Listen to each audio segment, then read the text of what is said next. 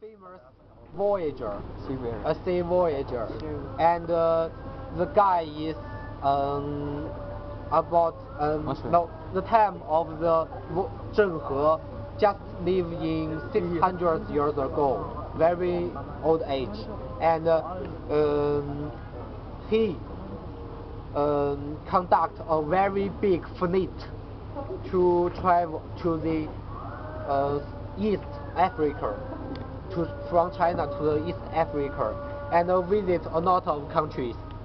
And the year of Zheng He's voyage is 100 earlier than Cannibal or Dagama, just in the Western countries. Do you know Canab? A famous voyage in Spain. The man who discovered the South America. Cannibal. Yeah.